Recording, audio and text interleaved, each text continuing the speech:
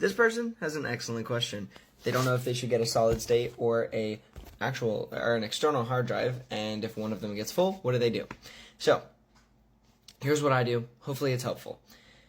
I use SSDs for all of my open projects. So because they are so much faster, they are all digital with the external hard drives have an actual disk inside that needs to spin up in order to get information, and that takes time and it dramatically slows down the process.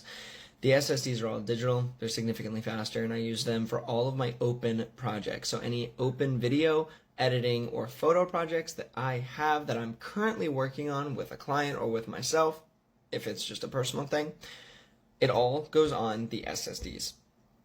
Once I get all of the revisions done and the project is approved and done, finished, and sealed, and I will not be touching that project again, or at least not anytime soon, I take it and move it over to an external hard drive for storage. So all of the SSDs, because they're so expensive, are for my working files, and then once I'm done with them, they get moved over to an external hard drive, or like the ones with the spin disks, for storage.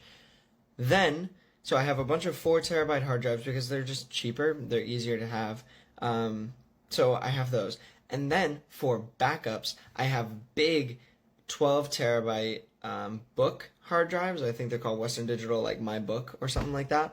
So I have a bunch of 4 terabyte hard drives that I use, and then I have like 3 of these 12 terabyte towers that I basically do backups on. So I have like 10 4 terabyte hard drives, or like 9 or 10 4 terabyte hard drives, and these are all backed up on these towers. So I have the physical hard drive, and then I have the hard drive tower, and there are 2 copies in case one of them fails, which is very important to do. But I hope this answers your question.